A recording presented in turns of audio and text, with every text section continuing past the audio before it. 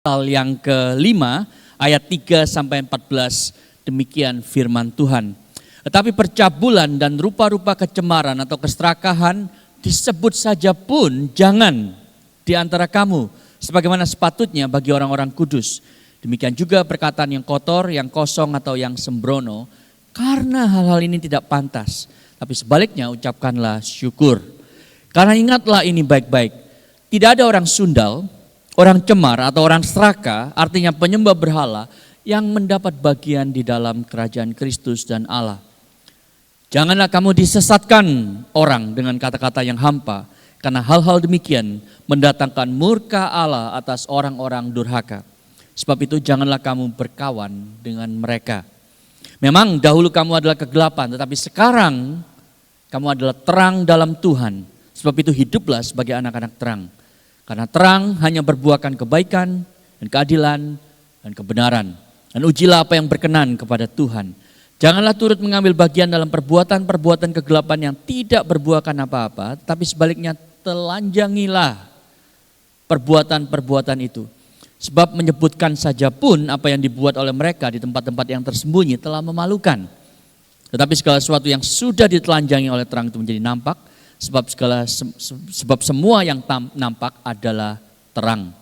Itulah sebabnya dikatakan, bangunlah hai kamu yang tidur, dan bangkitlah dari antara orang mati, dan Kristus akan bercahaya atas kamu. Demikian pembacaan firman Tuhan yang tidak bersalah dan tidak dapat bersalah. Silakan duduk jemaat sekalian. Saudara, kalau saya bertanya kepada Anda, silakan Anda pikirkan jawaban pertanyaan ini. Kalau ada orang yang merekam semua perkataan Anda di rumah, di tempat kerja, di kampus, dimanapun Anda berada, atau dia itu merekam semua search history di HP Anda. Lalu rekaman itu diputar di depan, saudara, ditunjukkan di slide di depan Anda. Kira-kira kalau itu terjadi, apakah orang-orang itu akan melihat bahwa oh ini loh anak terang. Lihat phone history-nya. Lihat semua rekaman pembicaraan yang dia sampaikan kepada semua orang di berbagai tempat. Saudara, Rasul Paulus yang menuliskan surat Efesus ini, dia bilang kepada orang-orang Kristen di Efesus, engkau sebagai orang Kristen harus menjadi anak-anak terang. Itu sebabnya engkau harus tahu bahaya dari dosa, bahaya dari kegelapan. Dan itu yang kita akan lihat saudara, karena kita hidup di dalam dunia yang gelap. Mari kita melihat 3 poin untuk membahas ayat-ayat yang tadi kita baca. Doing darkness, being darkness, dan exposing darkness. Anda akan melihat transformasi dari kita sebagai anak yang bukan hanya berbuat kegelapan, tapi adalah kegelapan menjadi anak-anak terang yang mengekspos kegelapan. Itulah transformasi yang Tuhan kerjakan pada setiap orang yang menjadi anak-anak Allah. Mari kita lihat yang pertama saudara, doing darkness. Nah, Paulus memakai 2 frase di dalam bagian ini. Kalau Anda lihat di dalam ayat ini, percabulan dan rupa-rupa kecemaran. Nah, berhenti di sana dulu saudara. Dan kedua frase itu, percabulan dan rupa-rupa kecemaran, itu mencakup semua dosa seksual. Ya, kata percabulan itu dari kata porneia, yang kemudian kita mendapatkan kata pornografi. Tetapi ketika digabungkan dengan percabulan dan rupa-rupa kecemaran, itu mengatakan kepada kita bahwa ini mencakup semua dosa seksual, mulai dari pornografi sampai perbuatan seksual di luar covenant perjanjian pernikahan yang Tuhan sendiri sudah atur dan ordain bagi anak-anaknya. Nah saudara, waktu kita itu lihat Alkitab seperti ini ya, baca ayat-ayat ini ya, kita seringkali mikir gini, khususnya kalau Anda itu belum Kristen atau baru Kristen. Ini nih buktinya, Alkitab itu sangat-sangat represif, sangat antiquated, sudah tidak zamannya lagi kita ini kayak begini. Terlalu sempit, terlalu cupet, semua dilarang, semua nggak boleh. Karena kita seringkali diberitahu begini, ini kan tubuh saya, maka ini juga pilihan saya. My body, my choice. Dia banyak dikatakan anak-anak muda sekarang. Ngapain harus ikut Alkitab yang ditulis sudah tidak lagi relevan dengan zaman sekarang. Ini ditulis ribuan tahun yang lalu. Nah saudara, ada excuse lain yang seringkali dipakai, mereka bilang bahwa semua orang toh melakukannya, jadi ya mestinya nggak apa-apa dong. Tidak heran saudara, Paulus di ayat yang ke-6, dia tidak muncul di slide ini. Dia bilang begini, janganlah kamu disesatkan oleh kata-kata hampa. Tetapi seringkali saudara, suara dunia, suara budaya itu menyesatkan kita. Waktu kita berkata ini tubuh saya, ini pilihan saya, semua orang untuk melakukannya, berarti nggak apa-apa dong. Saudara tahu waktu Paulus nulis ini di Efesus kepada orang Kristen di abad pertama, itu pun saudara, budaya mereka sudah bilang bahwa gak usah ikut ini. Kenapa? Karena Anda tahu Efesus itu, kalau Anda sudah ikut seri khotbah ini selama berbulan-bulan, Anda pasti ingat. Efesus itu sebuah kota metropolitan, kota besar saudara, sama seperti Melbourne mungkin. Tetapi juga adalah pusat religius. Dan di sana ada sebuah kuil besar saudara untuk menyembah seorang dewi namanya Diana atau Artemis, dan salah satu ritual mereka itu adalah sexual orgies. Jadi saudara, tindakan seksual di luar pernikahan itu bukan hanya normal di kota Efesus, tetapi bahkan menjadi bagian dari ritual keagamaan bagi penyembahan Dewi Diana atau Artemis ini. Saudara bayangkan kalau Anda jadi jemaat Efesus di abad pertama. Lalu Anda diberitahu oleh Paulus, apa yang masyarakat bilang gak apa-apa, itu adalah kegelapan. Apa yang menurut masyarakat itu it's fine. Semua orang melakukannya. Allah bilang itu adalah kegelapan. Jangan kau itu diperdaya oleh suara dunia. Saudara, hari ini gak ada bedanya saudara, karena kita juga mendengar begitu kuat suara-suara dunia. Yang mengatakan misalnya, oh ya gimana ya, kita ini kan hidup di Australia sekarang, bukan lagi di Indonesia. Apalagi kalau nggak ada orang tua, ya tidur bareng dengan pacar, it's fine. Gak apa-apa, semua orang juga melakukannya. Toh kita yang penting tahu limitnya. Udahlah, nggak usah sok suci. Saudara, itu yang muncul di benak banyak anak-anak muda dan orang tua nggak tahu di Indonesia. Firman Tuhan mengatakan, janganlah kamu disesatkan orang dengan kata-kata yang hampa. Bukan berarti saudara bahwa seks itu kotor. Karena Alkitab itu tidak memandang seks itu sebagai sesuatu yang negatif, tetapi justru sangat positif. Anda tahu, di Alkitab itu ada satu kitab yang khusus ditulis untuk merayakan seks. Kidung Agung. Kalau belum pernah baca, Anda boleh baca sendiri di rumah. Itu menunjukkan saudara bahwa seks itu bukan sesuatu yang kotor, tetapi sesuatu yang baik karena itu pemberian Allah. Sesuatu yang begitu kudus sehingga kita tidak bisa membuatnya murahan, saudara. Karena itu adalah sesuatu yang Tuhan berikan sebagai anugerah untuk kita nikmati di dalam konteks perjanjian pernikahan dan hanya di dalam konteks tersebut. Itu sebabnya Paulus mengatakan di luar itu adalah percabulan dan rupa-rupa kecemaran. Tetapi saudara, dia tidak berhenti sampai di sana, lalu dikatakan di sana atau keserakahan. Nah, kata keserakahan ini, covetousness atau greed di dalam terjemahan lain, ini menunjukkan satu hal yang menarik saudara. Karena rupanya yang ada di benak Paulus, Dia ingin mengcover semua dosa. Kan gak mungkin dia list semua ya. Alkitab kita jadi 2 kali lebih tebal nanti. Karena begitu banyak dosa. Tapi dia pakai kata percabulan dan keserakahan untuk mengcover semuanya. Kenapa saudara? Karena percabulan itu adalah dosa eksternal. Ya kan? Kalau keserakahan itu dosa internal dalam hati. Saudara lebih mudah untuk mengakui dosa percabulan. Karena kalau Anda sedang melakukan percabulan gitu ya, Anda pasti sadar kan. Tapi kalau dosa serakah, seringkali kita nggak sadar. Tapi itu juga adalah dosa saudara. Dan itu yang Paulus katakan di ayat yang kelima. Ingat baik-baik orang yang sundal atau orang yang cabul, ataupun orang yang serakah, keduanya adalah penyembah berhala. Saudara, Paulus sedang ngomong soal worship ini. Siapa yang kau sembah pada waktu engkau berdosa? Menarik ya. Dosa itu bukan hanya melanggar perintah Allah. Memang benar dosa itu melanggar perintah Allah. Tapi dalam hal ini Paulus sedang mengatakan. Siapa yang kau sembah waktu engkau sedang melakukan dosa. Eksternal maupun internal. Waktu engkau berdosa eksternal. Siapa yang kau sembah? Kenikmatan.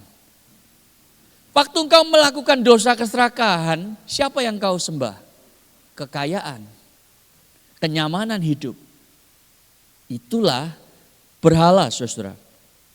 Saudara, berhala itu apa sih? Berhala itu ya adalah sesuatu yang Tuhan larang di perintah yang pertama dari 10 perintah Allah. Jangan ada ilah lain di hadapanku. Itu kan? Satu dari 10 perintah Allah. Jadi saudara, artinya adalah kalau ada segala sesuatu di dunia ini yang bagi Anda itu lebih penting daripada Tuhan, itu adalah berhala. Anda mungkin pernah dengar atau baca atau lihat kutipan ini dari Tim Keller. Ya, kalau Anda sudah lama di ICC mungkin Anda tahu. Apa itu berhala? Segala sesuatu yang lebih penting bagi Anda dibanding Allah. Segala sesuatu yang menawan hati dan pikiran Anda. Segala sesuatu yang Anda cari untuk memberi Anda. Sesuatu yang cuma Tuhan Allah yang bisa berikan. Jadi saudara, ini mencakup segala sesuatu yang baik dalam hidup kita. Yang adalah pemberian Allah yang baik. Tapi kemudian kita jadikan yang terutama dalam hidup kita. Sehingga Allah itu kita lengserkan. Dan hal yang baik itu kita jadikan Allah dalam hidup kita. Contoh saudara, karir Anda.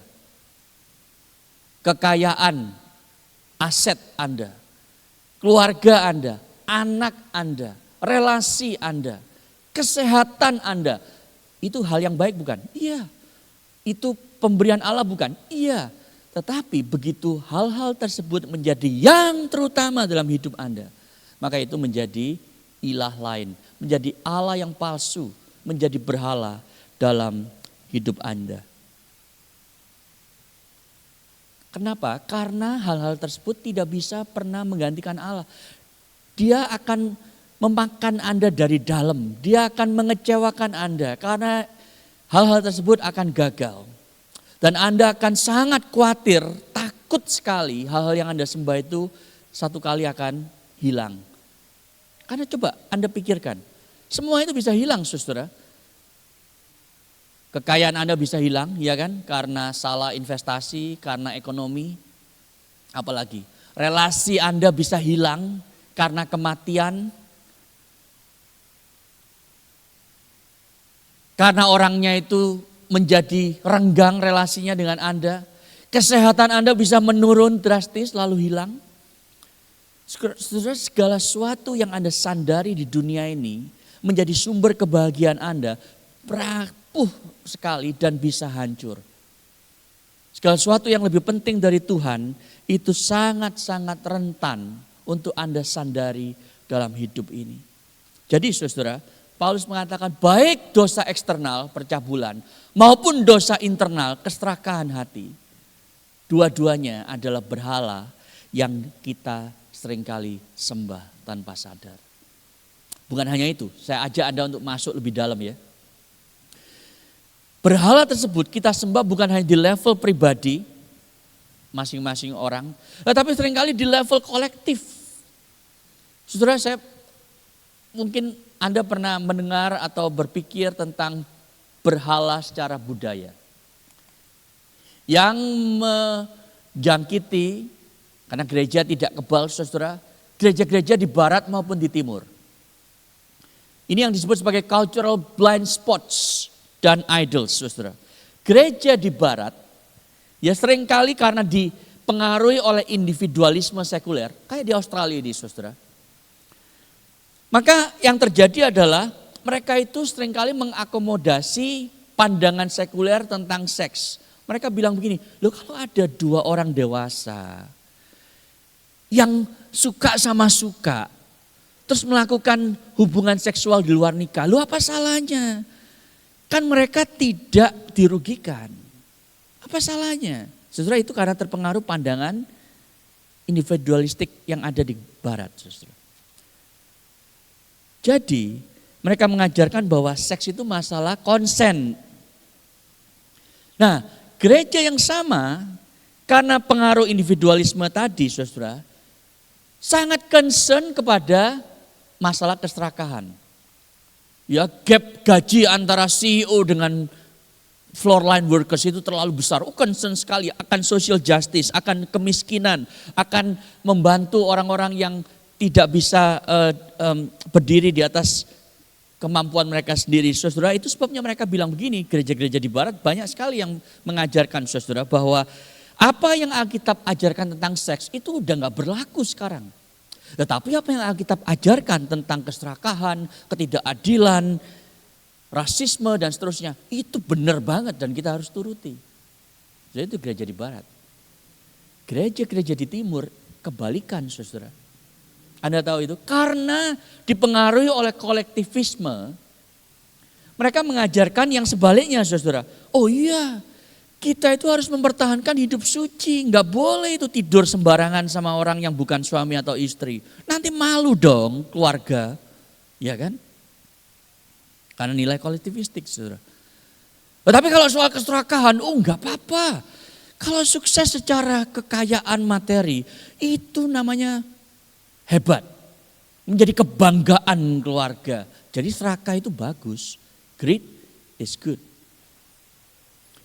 Gereja-gereja di timur itu sebabnya tidak terlalu peduli dengan masalah social justice, kemiskinan, rasisme dan seterusnya saudara. Saudara tahu, si jahat itu begitu lihai, sehingga gereja di barat dan gereja di timur saudara, itu tidak kebal dengan hal-hal tersebut. Mereka punya blind spot. Tapi Anda tahu hukum Allah itu begitu komprehensif sehingga baik budaya di barat dan di timur, berhala-berhalanya itu adalah pelanggaran terhadap hukum Allah.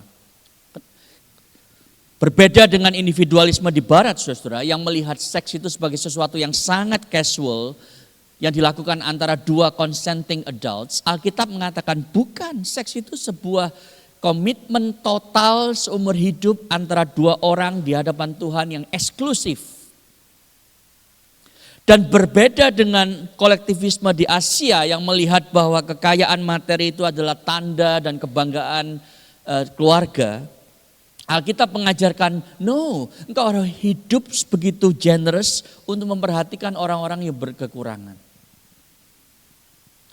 Saudara, Anda tahu waktu Anda baca sejarah gereja mula-mula, ya, itu membuat sebuah perubahan sosial yang radikal.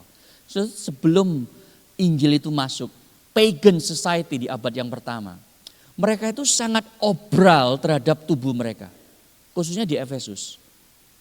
Tubuhnya diobral, tapi sangat pelit kalau soal duit, saudara. Ketika Injil itu masuk, mengubah masyarakat di zaman itu. Saudara tahu apa yang terjadi? Mereka kebalik sekarang, sangat menjaga kekudusan tubuh mereka. Tetapi sangat obral dengan finansial mereka. Rela membantu, membagikan apa yang mereka miliki dengan orang-orang yang berkekurangan. Perubahan ini saudara yang menyebabkan gereja mula-mula itu disukai begitu banyak orang. Anda bisa baca itu di Kisah Rasul pasal yang kedua. Jadi intinya sebelum jemaat mula-mula itu kenal Kristus, stingy with money, generous with body. Injil memberikan transformasi yang begitu mendalam sehingga yang terjadi sekarang, mereka itu stingy with their body, artinya mereka menjaga kekudusan tubuh mereka karena itu adalah bait Allah. Dan mereka itu kemudian generous dengan uang mereka. Inilah tanda mereka sudah menjadi anak-anak Allah, sudah keluar dari kegelapan kepada terang Allah yang ajaib. Itu sebabnya Paulus mengatakan, jangan kamu disesatkan. Jangan kamu disesatkan karena hal-hal demikian, kamu pikir gak ada konsekuensinya. Ada murka Allah atas orang-orang durhaka. Saudara, kita gak suka ayat-ayat kayak begini. Udah kuno ngomongin soal murka Allah. Karena kita pikir murka itu, Allah itu ngamuk kayak anak kecil umur 2 tahun. Itu ya, punya temper tantrum itu. Bukan itu yang dimaksud. Ini adalah kemarahan yang sudah settle, yang fair terhadap dosa kita. Jadi saudara, Anda yang sudah Kristen, saya ingin tanya ini. Kalau kita baca ayat ini ya, jujur saudara ya, kalau Anda di hadapan Tuhan berkata, Tuhan ini kayaknya buat orang yang belum percaya deh. Gitu ya, seringkali respon kita begitu. Bukan buat saya nih, saya sudah Kristen kok. Saya sudah diberitahu oleh Rasul Paulus di pasal pertama dari Efesus bahwa saya akan mendapatkan warisan surga, inheritance with Christ. Saya akan menjadi ahli waris bersama dengan Kristus. Jadi ini bukan buat saya. Tapi saudara, Paulus sebetulnya mengatakan, dia bukan mengancam Anda dengan menulis ini. Tapi dia sedang mengingatkan, kalau engkau terus menerus berkanjang di dalam pola dosa yang sama, baik serakah maupun cabul. Oh, mungkin Anda tidak melakukan dosa seksual, tetapi apakah engkau menjadikan kekayaan itu tujuan hidupmu? Kalau itu yang terjadi dan pola itu terus berlanjut sampai hari ini, Paulus mengatakan engkau akan berhadapan dengan murka Allah karena engkau masih melakukan kegelapan. Engkau bukan anak-anak terang. Itu sebabnya Anda perlu datang kepada Tuhan. Datanglah hari ini saudara. Jadi itu yang pertama. We doing darkness. Tapi yang kedua saudara, bukan hanya doing sekarang, tetapi lebih dalam lagi being. Nah ini ada di ayat yang ke-8. Kalau Anda membaca ayat yang ke-8 ya, Anda akan kaget karena Paulus di sana saudara mengatakan sesuatu yang menurut saya itu sangat-sangat radikal. Dia bilang begini, memang dahulu kamu adalah kegelapan, tetapi sekarang kamu adalah terang. Dia tidak bilang begini, dulu kamu hidup di dalam kegelapan. Dulu kamu melakukan perbuatan kegelapan. Enggak, dia nulis kamu adalah kegelapan. You were darkness. Saudara, ini sesuatu yang sangat mengerikan. Ini vonis yang telak langsung bicara tentang natur Anda dan saya sebelum kita mengenal Kristus. Kita adalah kegelapan. Anda mungkin gak percaya, oh itu terlalu ekstrim. Alkitab itu kenapa ya terlalu negatif terhadap natur manusia. Enggak lah, saya ini jelek-jelek begini masih oke lah. Kenapa Paulus bilang saya ini kegelapan? Ada satu cerita yang saya ingin sharingkan kepada Anda. Ini ditulis oleh seorang jurnalis di Inggris namanya Malcolm Muggeridge. Sebuah testimoni dia saudara, waktu dia di Inggris, dia itu kemudian pindah, memutuskan untuk kerja di India. Nah satu malam dia itu berenang di sungai dekat rumahnya saudara. Dan waktu dia itu masuk ke air, dia melihat di ujung sungai yang tidak terlalu besar itu ada seorang perempuan India yang sedang mandi. Lalu dia langsung merasa hatinya itu berkecamuk saudara. Ada cobaan yang besar. Dan dia rupanya sudah struggle, bergumul dengan dosa yang sama ini bertahun-tahun. Tetapi tidak pernah entertain itu karena dia mengasihi istrinya.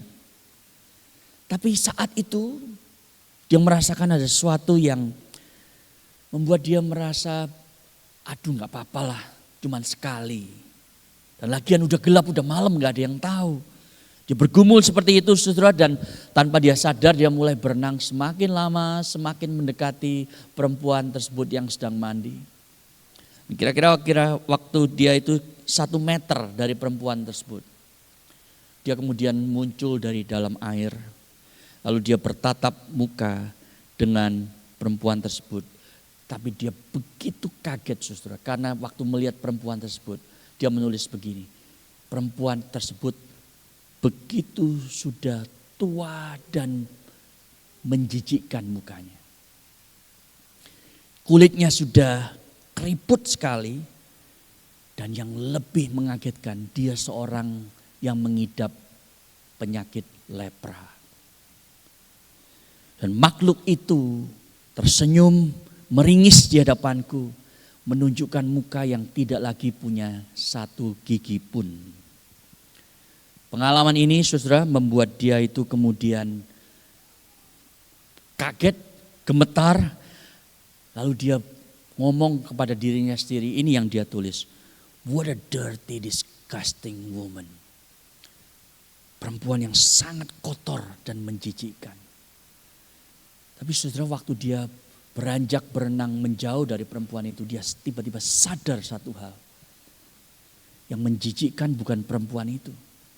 Yang menjijikkan adalah hati saya. Bukan perempuan itu yang menjijikkan adalah hatiku. Saudara, kita itu bukan menjadi pendosa karena kita berdosa. Tetapi kita karena adalah pendosa maka kita itu berbuat dosa. Kegelapan itu sudah ada dalam hati kita, saudara. Tetapi sebagian dari kita belum menyirami dan menyiangi kegelapan itu sehingga kita tidak menjadikan itu sesuatu yang besar dan menguasai diri kita. Tetapi sebagian orang itu menyirami kegelapan, memberikan pupuk sehingga kegelapan itu akhirnya membuat mereka begitu jahat. Tetapi kegelapan itu ada dalam hati kita. Itu yang Alkitab katakan, bukan? Paulus mengatakan kamu adalah kegelapan. Tapi sekarang kamu adalah terang di dalam Tuhan. Jadi saudara, ini bicara soal apa? Transformasi. Ini bukan usaha kita. Dulu kamu gelap, kegelapan, sekarang kamu adalah terang di dalam Tuhan. Itu sebabnya menjadi Kristen itu bukan soal iluminasi rohani. Bahkan bukan rekalibrasi hati, bukan saudara. Ini transplantasi hati. Anda diubah total dari dalam keluar oleh Tuhan. Dulu kegelapan, sekarang terang di dalam Tuhan. Karena Anda dan Kristus itu sekarang menyatu, the union with Christ. Yang membuat Anda berubah secara natur. Jadi dunia itu kalau mengubah orang, dia bilang gini, jangan berbuat kejahatan, stop. Jadi anak-anak gelap, berusahalah untuk berbuat baik supaya kamu jadi anak-anak terang di masyarakat, terpandang dan seterusnya. Itu nasihat dunia. Tapi nasihat Injil itu beda saudara. Injil mengatakan di dalam Kristus kamu sudah menjadi anak-anak terang. Sekarang berjalanlah sesuai dengan naturmu yang baru. Ini yang Paulus selalu katakan dari sejak pasal yang keempat. Tanggalkan manusia lama, kenakan manusia baru. Dalam Kristus kamu sudah adalah anak-anak terang. Berlakulah, berjalanlah, hiduplah seperti anak-anak terang. Perilaku mengikuti identitas, bukan sebaliknya. Imperatif Injil itu mengikuti indikatif Injil. Yesus sudah datang menjadikan kau anak-anak terang. Maka sekarang berlakulah yang sama. Saudara, ini yang kita harus pahami. Kita bukan berusaha dengan kekuatan kita untuk menjadi terang. Tapi kita sudah diubahkan terlebih dahulu. Barulah kita kemudian menjadi anak-anak terang. Berlaku seperti anak-anak terang. Bedanya apa saudara? Waktu kita menjadi anak-anak terang bukan dikuasai oleh ketakutan. Tetapi oleh kasih karunia dan sukacita. Jadi kesimpulannya, kekristenan itu bukan cuma seperti suplemen. Kalau Anda minum protein shake gitu ya, buat suplemen supaya ambisi dan agenda hidup Anda itu lebih maju. Bukan. Kekristenan itu bukan suplemen, saudara. Kekristenan itu adalah transformasi total. Yang mengubah Anda dari kegelapan menjadi terang dan sekarang mengekspos kegelapan. Ini perubahan yang penting, saudara. Anda tidak berhenti lagi stop berbuat kegelapan. Tapi sekarang Anda mengekspos kegelapan. Ini poin yang ketiga. Exposing darkness. Ayat 11 sampai ayat 14, saudara. Itu adalah panggilan untuk Anda dan saya dalam bahasa Indonesia. Ini kata yang baik sekali. Menelanjangi perbuatan kegelapan. Kalau Anda hadir di tempat kerja, di kampus, kehadiran Anda adalah kehadiran anak-anak terang. Menerangi lorong-lorong, ruang-ruang, sudut-sudut yang gelap di kampus Anda, di tempat kerja Anda. Apa misalnya? Kalau ada orang suka gosip. Kalau ada orang yang suka memakai nama Yesus sembarangan gitu ya. Begitu Anda hadir, apakah mereka jadi sungkan? Ada dia. Aku gak swearing lagi deh. Aku gak gosip lagi deh. Karena ada dia nih. Atau saudara yang lebih sulit adalah masalah-masalah yang tidak etis di tempat kerja. Atau yang ilegal di tempat kerja. Misalnya Anda memberikan informasi palsu, tidak bayar overtime ke pegawai, tidak fair kepada pegawai tertentu, bohong kepada customer, memberikan kebenaran separuh kepada klien. Hal-hal tersebut, begitu Anda hadir, semakin lama semakin hilang. Karena kehadiran Anda itu mengenyahkan kegelapan. Anda mungkin mikir gini, tapi saya tuh gak mau loh begitu. Saya bukan moral crusader. Saya mau hidup biasa aja sebagai orang Kristen. Saya gak mau menghakimi orang lain. Tapi Anda gak bisa memungkiri, saudara. Yang namanya terang, ini lampu nih ya, lampu di atas. Begitu lampu ini nyala, kegelapan itu hilang. Betul gak? Kok gak percaya kayaknya ya? Apa perlu kita eksperimen, kita gelapkan dulu, terus saya nyalakan gitu ya. Begitu lampu nyala, Anda pulang rumah nanti malam, tiba-tiba saudara, kegelapan di rumahmu itu langsung sirna. Anda tidak bisa memungkiri hal tersebut. Yang celaka adalah kalau Anda hadir di dalam tempat kerja, kegelapannya tambah banyak karena Anda hadir. Itu namanya Anda masih anak-anak kegelapan, bukan anak-anak terang. Nah, ada satu hal yang menarik saudara di ayat 13. Ini yang saya sebut biblical jujitsu. Wah, gitu ya. Kenapa? Karena waktu terang itu mengekspos kegelapan, saudara. Kegelapan itu langsung jadi terang. Lihat ayat 13. Segala sesuatu yang ditelanjangi oleh terang menjadi nampak. Semua yang nampak adalah terang. Maksud Paulus itu apa sih sebetulnya? Maksud Paulus, dia pakai jurus jujitsu. Maksudnya gini, waktu engkau mengekspos kegelapan dengan terangmu itu, yang gelap itu dibawa kepada terang. Jadi waktu Anda itu mengekspos kegelapan orang, teman-teman Anda, sahabat Anda, kolega Anda, maka mereka itu kemudian dibawa kepada terang Kristus. Itu yang harusnya terjadi. Kita bukan mengekspos untuk menghakimi, untuk mempermalukan. Bukan saudara, tetapi untuk membawa mereka kepada terang Kristus. Jadi hal yang paling penting dan paling menunjukkan kasih seorang Kristen kepada yang lain terhadap saudara-saudara kita yang berdosa, itu bukan mempermalukan mereka atau bukan diem aja, biarin dia jungkir balik, emang gue pikirin. Bukan saudara, tetapi hal yang paling compassionate, loving yang kita bisa lakukan adalah mengatakan kepada mereka, kamu adalah kegelapan, tapi sekarang kamu adalah terang di dalam Tuhan. Ayo berlakulah seperti anak-anak terang.